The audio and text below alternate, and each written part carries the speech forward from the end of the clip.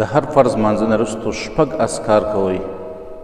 والله العظیم د دې شپږو اذکارو په برکت باندې به الله رب العالمین ستاسو ژوند د آرام کي، ستاسو ژوند به د سکون د اطمینان وي. الله رب العالمین به د ستاسو پریشانۍ ختمې کړي. خو دا به د تجربې په بنیاد باندې نه کوي، دا به خاص د الله د رضا دپاره کوي، او دا به په دې نیت باندې کوي چې دا اذکار د رسول الله صلی الله علیه وسلم کړي دي، او دا به د ژوند معمول جوړوي. همیشه به د فرض مانځنه وروسته دا شپږ اذکار کوي.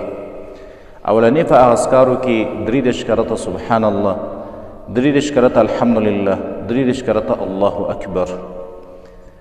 حدیث کی راضی عن ابی هریرة رضی الله تعالی عنه ان النبی صلی الله علیه وسلم قال، ابی هریره رضی الله تعالی عنه فرمایي رسول الله صلی الله علیه وسلم فرمایلی دي من سبح الله في دبور كل صلاة 33، څوک چې د هر فرض مانځنه وروسته 33 کرته سبحان الله وایي، وحمد الله 33 او 33 کرته الحمدلله وایي، وكبر الله 33 او 33 کرته الله اکبر وایي، فتلك 99، نو دا یو کمسل شو.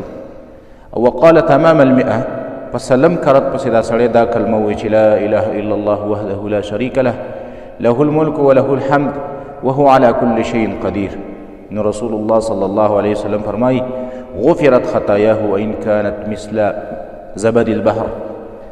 رسول الله صلی الله علیه وسلم فرمایي د دې سړي دا ګناهونه به الله ورماب کړي، اگر که د دا ګناهونه د سمندر او د دریاب د زګ دومره ولې نه وي.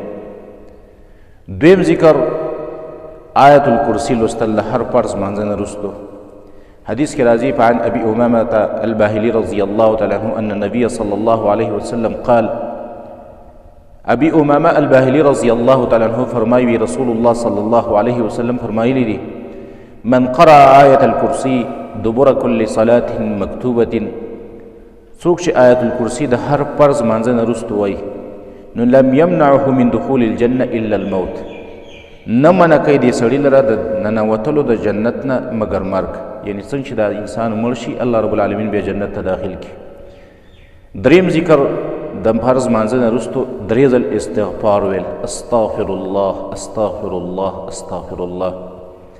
حدیث کی راضی عن ثوبان رضی الله تعالی عنه انه قال، ثوبان رضی الله تعالی عنه فرمایي وکان النبي صلی الله علیه وسلم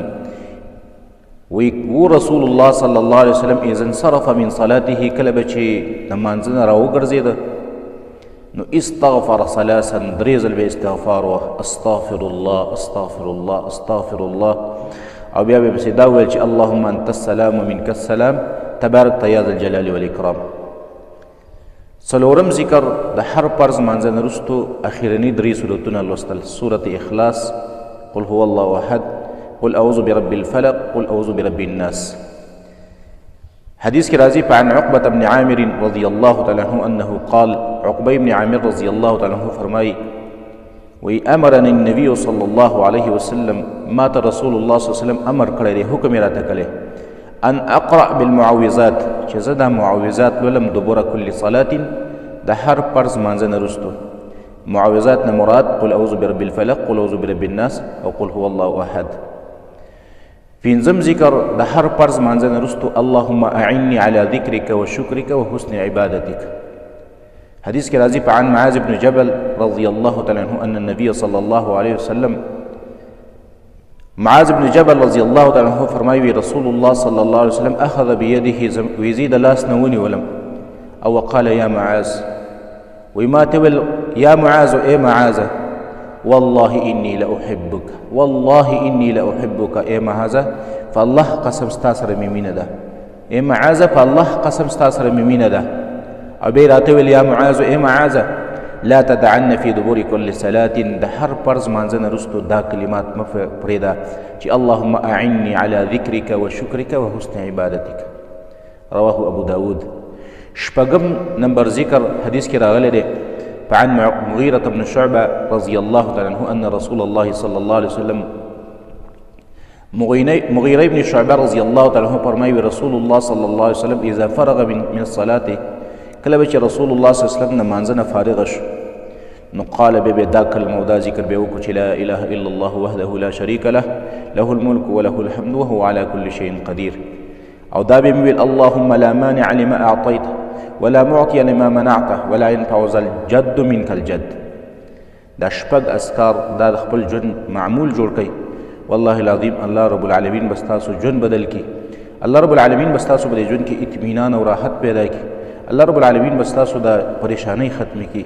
خدا به همیشه کې او خالص د الله رضا د لپاره به کې الله به د ژوند د دنیا الله تاسو ته موږ او تاسو ته راخیسته کی.